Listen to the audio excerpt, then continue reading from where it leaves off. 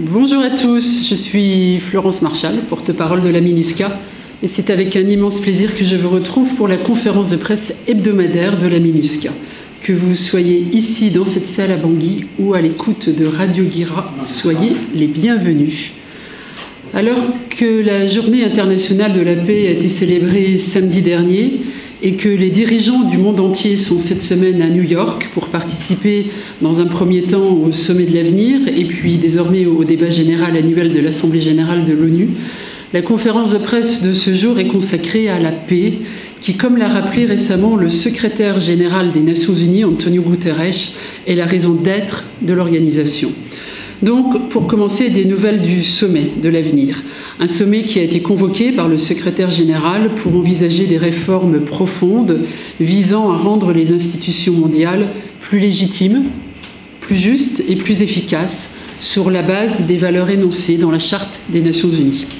Dès l'ouverture de ce sommet, l'Assemblée générale des Nations Unies, qui compte 193 États membres, a adopté à l'unanimité sans vote le Pacte pour l'avenir ainsi que ses deux annexes, le Pacte numérique mondial et la Déclaration sur les générations futures. Le Pacte pour l'avenir, c'est un document de 67 pages qui couvre un large éventail de thèmes, notamment la paix, la sécurité, le développement durable, les changements climatiques, la coopération numérique, les droits humains, l'égalité des sexes, la jeunesse et les générations futures, ainsi que la transformation de la gouvernance mondiale. Son deuxième chapitre concerne spécifiquement la paix et la sécurité internationale, des thèmes qui ont une résonance ici en République centrafricaine. Et donc un chapitre qui contient 15 mesures que les États membres se sont engagés à mettre en œuvre en signant le pacte. Parmi ces mesures, on peut citer que les États membres se sont engagés à redoubler d'efforts pour édifier et pérenniser des sociétés pacifiques, inclusives et justes, et pour s'attaquer aux causes profondes des conflits. Ils se sont également engagés à protéger les populations civiles en temps de conflit armé et à prendre des mesures pour adapter les opérations de paix aux défis actuels et aux nouvelles réalités. Le Pacte pour l'avenir vise également à revitaliser les objectifs de développement durable, les ODD, et l'accord de Paris sur le climat. Et enfin, il comprend un engagement des gouvernements à écouter les jeunes et à les faire participer à la prise de décision au niveau national et mondial. Le texte intégral du Pacte pour l'avenir est disponible sur le site web de la MINUSCA. Retour en République centrafricaine où le gouvernement avait choisi de célébrer officiellement la journée de la paix à Bambouti afin de marquer le retour à la vie, le retour à une vie normale dans cette sous-préfecture du Haut-Mboummou qui, début mai encore, était vidée de la majorité de ses habitants en raison de l'insécurité qui y régnait. Depuis, on en a parlé à plusieurs reprises ici, la MINUSCA a installé une base militaire et ensemble, avec les fonds, agences et programmes des Nations Unies et les autorités locales, elle met actuellement en œuvre des projets visant à faciliter l'accès aux services sociaux de base et à restaurer l'autorité de l'État. C'est ainsi que, donc, samedi dernier, plus de 500 personnes, dont le député, la sous-préfète et la maire de Bambouti, des habitants aussi qui s'étaient réfugiés au Soudan du Sud et qui n'étaient jamais revenus à Bambouti depuis lors, mais aussi des représentants de la MINUSCA, donc plus de 500 personnes, ont participé donc à la cérémonie de samedi dernier qui s'est clôturée par la mise en place du comité local de paix et de réconciliation. L'installation de ce comité local de paix et de réconciliation à Bambouti marque donc un pas supplémentaire vers le retour progressif de la paix dans cette région de l'Est de la République centrafricaine. La paix a également été célébrée à Bangassou, où les jeunes ambassadeurs de la paix ont véhiculé des messages promouvant le vivre ensemble dans la région du Mboummou. Des conférences débats ont été organisées dans plusieurs localités. À Bria, le thème paix, femmes et élections a été discuté, ce qui a permis de rappeler l'importance de la participation des femmes aux élections, à la fois en tant qu'électrices et candidates. À Kagamandoro, les discussions portaient sur la promotion de la culture de la paix et la gestion apaisée de la transhumance ainsi que les défis qui en découlent. Et puis enfin, un autre exemple, c'est celui de Bangui où hier, une table ronde a été organisée par le ministère de l'Action humanitaire et de la Réconciliation nationale sur le thème « Les élections locales, inclusives et pacifiques comme facteur d'une paix durable de la région de Bas-Ubangui ». Alors, un gros plan maintenant sur la Vakaga, où la MINUSCA a mené ces derniers mois des actions clés en faveur de la paix, des actions que je vais donc détailler pour vous. On va repartir en janvier donc 2024, où la mission a ouvert une base temporaire opérationnelle à Hamdafok, cette ville située à la frontière avec le Soudan, et ce qui a contribué au renforcement de la sécurité de la localité, tout en créant les conditions nécessaires au déploiement des FACA, les Forces armées centrafricaines, répondant ainsi aux besoins de protection de la population. 3 mois plus tard, un camp militaire des FACA a pu être établi, donc en avril 2024, avec l'appui logistique de la MINUSCA, qui soutient également les rotations régulières des soldats.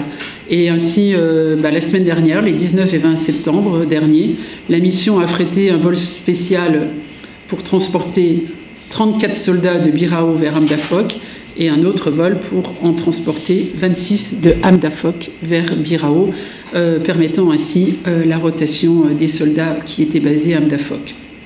Toujours en avril dernier, et toujours dans cette région, 30 ex-combattants ont déposé volontairement les armes dans plusieurs localités de la préfecture, dans le cadre de l'exécution du programme de désarmement, démobilisation, réintégration, mis en œuvre par l'UEPNDDR avec le soutien de la MINUSCA. Et puis, dans le cadre de son programme de réduction de la violence communautaire, que vous connaissez plus sous son acronyme de CVR, la MINUSCA a formé 700 jeunes entre septembre 2023 et 2024, donc 700 jeunes dans cette région de la Vakaga, à la fin de faciliter leur insertion sociale au sein de leur communauté, mais aussi professionnelle, en leur permettant de pouvoir avoir un emploi ou créer leur propre emploi. Le déploiement d'une unité de police constituée à Samouanja, dans la Haute-Koto, et la construction d'un commissariat à Bossambélé, dans l'Ombela Mpoko, ont également significativement renforcé la sécurité et la confiance des populations. Et également, cela a permis le retour et facilité le retour des déplacés. La prévention des conflits est également au cœur des interventions de la MINUSCA dans la Vakaga et partout dans le pays, laquelle MINUSCA a formé les membres des comités locaux de paix et de réconciliation. On a parlé de celui qui vient d'être installé à Bombouti. Soutient également au comité de mise en œuvre préfectorale, les CIMOP, à travers des ateliers et des missions de terrain, et au comité local de transhumance. Les efforts conjugués de ces comités ont permis de résoudre plusieurs conflits communautaires. Sachez enfin qu'entre juillet 2023 et juin 2024, sans session de dialogue et de sensibilisation, rassemblant près de 9000 personnes, dont plus de la moitié étaient des femmes, ont été organisées par la MINUSCA sur l'ensemble du territoire centrafricain pour favoriser le vivre ensemble pacifique entre les personnes déplacées, les rapatriés et les communautés d'accueil, ainsi que pour faciliter la libre circulation des personnes et des biens. Et toujours sur la même période, 41 conflits communautaires ont été pacifiquement résolus, dont 16 liés à la transhumance.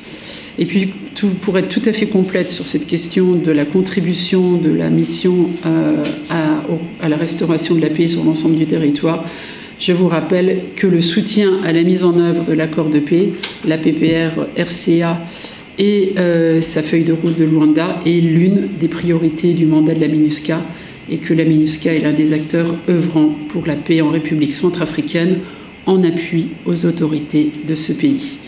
Voilà un point donc à la fois au niveau international avec les réalisations obtenues par les États membres lors de l'Assemblée générale et le sommet de l'avenir, et un gros plan sur ce qui nous concerne tous ici en République centrafricaine. Il est maintenant 11h09 ici à Bangui et nous allons aborder la session des questions et des réponses. Le porte-parole de la force, le lieutenant-colonel Bertrand Dakisaga, et le commissaire Serge Ntolominko de l'UNPOL sont à mes côtés pour répondre à vos questions. C'est à vous, je vous remercie.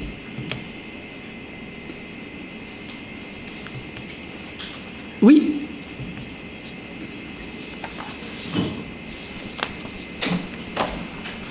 Je vous écoute. Je vous écoute. Bonjour à tous. Je suis Karine Estelle de Radio Guira. En vous écoutant tout à l'heure, vous avez parlé de la paix qui était déjà retrouvé à Bambouti. Et tout le monde sait que c'est un travail conjoint des autorités locales et de la MINUSCA pour que la paix revienne aujourd'hui petit à petit dans la localité de Bambouti, j'allais dire. Mais quels sont les facteurs qui démontrent réellement aujourd'hui que la paix règne à Bambouti? Et je vais aborder la seconde question, si vous me permettez. Ma seconde question est axée sur les élections locales. Aujourd'hui, j'aimerais savoir quel est le niveau d'accompagnement de la MINUSCA aux élections locales à venir. Merci. Merci bien. Concernant la paix à Bambouti, nous accompagnons le retour à la paix. Je pense l'avoir dit dans mon propos liminaire, il s'agit d'un retour progressif de la paix à Bambouti. Ce serait prétentieux aujourd'hui, même si c'est quelque chose qu'on aimerait annoncer, que tout est rentré à la normale. Quels sont les éléments constitutifs pour ce retour à la paix? On l'a dit, et je pense que la représentante spéciale l'a répété à plusieurs reprises lors de ses engagements avec vous-même. La première condition, c'était de pouvoir sécuriser le territoire.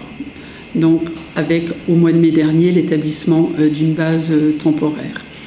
L'établissement de cette base temporaire a permis de sécuriser le territoire et a permis le retour des populations, puisqu'en mai, il n'y avait plus qu'une dizaine de personnes qui vivaient à Bambouti, et aujourd'hui, les populations qui se sentent rassurées avec la présence de la force de la MINUSCA reviennent progressivement. Le deuxième niveau en termes de sécurité, c'est aussi de faciliter, d'avoir toutes les conditions qui vont pouvoir permettre le déploiement des FACA, des forces armées centrafricaines. Ces déploiements est lié au niveau d'opérationnalité des infrastructures présentes sur place. On vous l'a dit à plusieurs reprises, il y a l'accès à l'eau reste problématique à Bambouti. Des forages sont en train d'être effectués, mais il se trouve que le sol est vraiment un sol avec... je ne suis pas un géologue, mais avec beaucoup de pierres, et il faut creuser. Et donc, il est clair que tout le monde s'entend à dire qu'il faut qu'il y ait des conditions de vie minimales sur place avant de faciliter avant d'arriver au déploiement des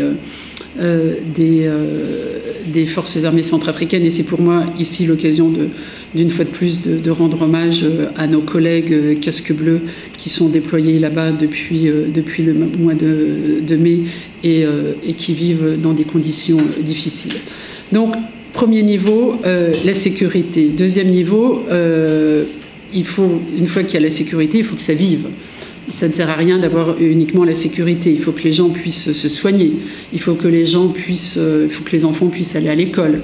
Il faut qu'un marché soit installé. Il faut que les gens aient accès à l'information. Donc ça, ce sont des projets sur lesquels nous sommes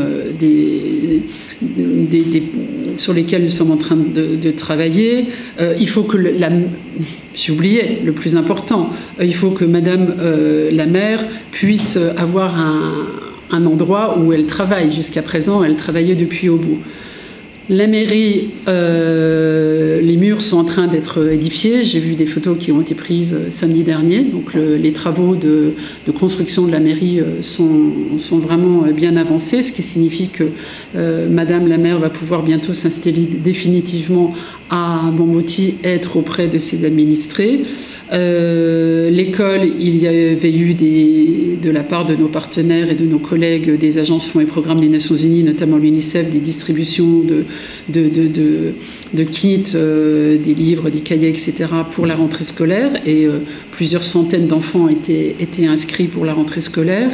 Le centre de santé est en train d'être réhabilité. Nous avons également le projet d'installer une radio communautaire, parce qu'il est important que des messages des messages déjà qui véhiculent des informations justes et vérifiées, premièrement, et aussi des messages de réconciliation soient diffusés.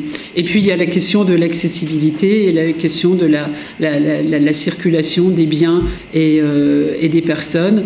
Et donc ça, c'est tout le travail qui est fait par rapport à la route, avec les travaux qui, pour l'instant, donc la route entre Obo et Bambouti, qui à certains endroits n'existait plus. Elle a été ouverte, mais maintenant il faut qu'elle soit consolidée, il faut qu'elle soit compactée. Et vous le savez, on est en pleine saison des pluies, et ça c'est un travail qui pourrait être fait un petit peu plus tard dans l'année. Donc voilà les conditions pour arriver à ce retour à la paix. Chaque jour, un petit pas est franchi. C'est même ce mot que j'ai employé dans mon propos liminaire avec l'établissement du comité local de paix et de réconciliation, qui est une étape supplémentaire, mais c'est un processus. La paix, c'est un processus et auquel participent toutes les bonnes volontés, toutes les personnes qui souhaitent voir la paix de retour, et ça fait aussi l'objet de dialogue. Votre deuxième question sur le niveau d'accompagnement de la MINUSCA pour les élections locales, on l'a souvent répété, le soutien de la MINUSCA pour les élections, pour le processus électoral en général, est un soutien multiforme selon le mandat qui nous est donné. Donc ça peut être un soutien technique, politique, logistique, financier, de plaidoyer. Actuellement, le stade auquel ce processus se trouve est celui des préparations pour l'enregistrement des populations sur le fichier électoral, la révision du fichier électoral, qui, on ne cesse de le répéter, est une étape clé.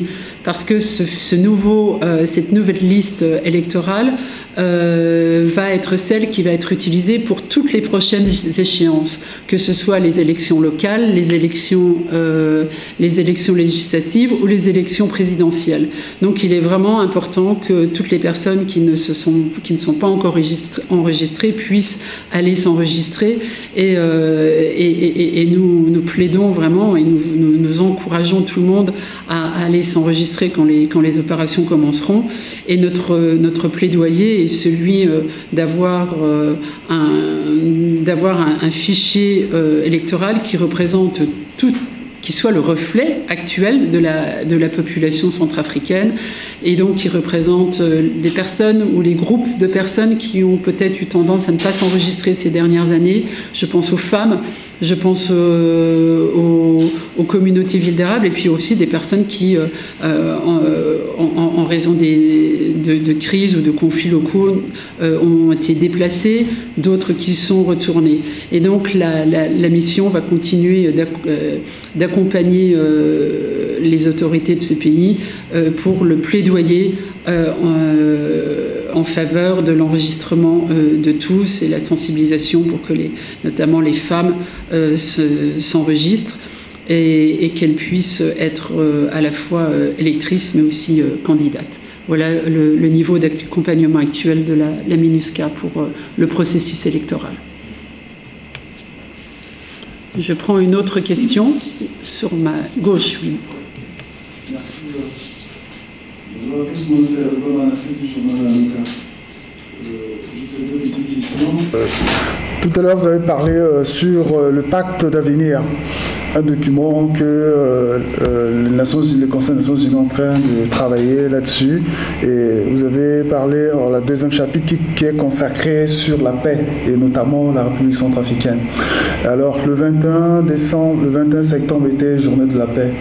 Vu ce document, qu'est-ce que va faire la MINUSCA pour pérenniser les acquis de la paix en République centrafricaine? Parce qu'on se rend compte que la paix est un peu moins volatile au niveau de la capitale, au niveau des arrêts pays, les actions renforcées de la MINUSCA pour pérenniser les acquis de la paix au niveau du pays.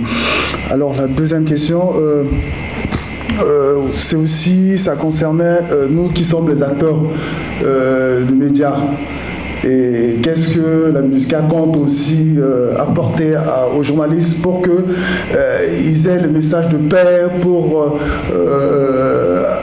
donner ce qui est nécessaire à la population, les informations de la population, outiller les journalistes pour qu'ils puissent avoir maintenant de la base pour promulguer le message de paix à la population, vu la section de la MINUSCA.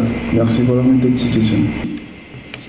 Merci, et je suis vraiment ravie de vous entendre dire que, en tant que journaliste, vous sentez que vous avez la responsabilité de véhiculer les messages de paix. Donc je vais tout de suite répondre à cette deuxième question. Comment outiller les journalistes? Je crois que j'ai passé 9 minutes en début de cette conférence de presse à parler à diffuser des messages de paix, à expliquer ce qui est fait. Donc déjà, il y a le relais de cela. Un autre canal que la mission avait déjà soutenu, mais où la mission est en train de renforcer son soutien, c'est celui des radios communautaires. Nous croyons vraiment au rôle crucial que peuvent et que doivent jouer les radios communautaires pour véhiculer des messages de paix. Et c'est la raison pour laquelle à Bambouti, dans la liste des instruments entre guillemets pour ramener la paix dans cette localité, la mise en place d'une radio communautaire est arrivée tout de suite dans la première liste des actions. Pourquoi? Parce qu'une radio communautaire, déjà, elle va diffuser des informations donc, qui ont été vérifiées. Donc ça va pouvoir, au niveau de chaque communauté, au niveau local, de pouvoir lutter contre toutes les informations fausses, la désinformation, la mésinformation. Aussi de lutter contre, en exprimant un message de paix, être un contrepoids à d'éventuels messages de haine. Et également, les radios communautaires sont aussi des espaces où les différentes communautés sont amenées à dialoguer lors de programmes ou d'émissions et ainsi à promouvoir le vivre ensemble. Donc les radios communautaires sont vraiment un outil à la disposition et aux mains, j'ai envie de dire, des personnes, des professionnels de l'information que vous êtes. Que fait-on pour pérenniser la paix? Je crois que toutes les actions le but ultime de cette mission, c'est le retour de la paix et de la stabilité dans ce pays. Donc toutes les actions de la MINUSCA, au jour le jour, ont cet objectif de pérenniser la paix. On l'a vu à plusieurs reprises, il s'agit, pour pérenniser la paix, il s'agit de permettre aux personnes de pouvoir se circuler librement, se déplacer librement, et de pouvoir ainsi avoir accès à tous les services sociaux de base et tous les services aussi administratifs que chaque centrafricain ou centrafricaine a le droit et a la légitimité pour y avoir accès. Donc c'est tout le travail sur les infrastructures, la restauration des routes, des ponts, des pistes d'aéroports, des bacs, etc. Ça, c'est une première chose. Après, il y a le soutien aux comités, les CIMOP, les comités préfectoraux qui sont mis en place au niveau des préfectures, mais aussi aux comités locaux de gestion de la transhumance, etc. Et donc tous ces comités au niveau local qui œuvrent tous les jours avec le soutien de la MINUSCA, un soutien administratif, un soutien logistique, qui font en sorte que ces comités composés de Centrafricains et de Centrafricaines puissent travailler. et puisse dès qu'un conflit au niveau local est signalé, tout de suite rencontrer les parties prenantes et dialoguer, discuter et voir comment on peut faire retomber la tension et quelles sont les solutions qui peuvent être apportées. Donc ça me semble être quelque chose d'important. Un autre exemple que je vais donner pour pérenniser la paix, évidemment, c'est aussi le soutien qu'apporte la mission à l'unité nationale d'exécution du plan national de DDR, à partir du moment où les éléments de groupes armés font le choix de rentrer dans la PPR, c'est d'accompagner les autorités centrafricaines pour toutes les opérations de désarmement, démobilisation et réintégration qui, on le sait, sont aussi un élément pour pérenniser la paix. Je remercie Emmanuel, je vous remercie tous pour votre participation à cette conférence de presse d'aujourd'hui et je vous donne rendez-vous mercredi prochain. Bonne semaine à tous.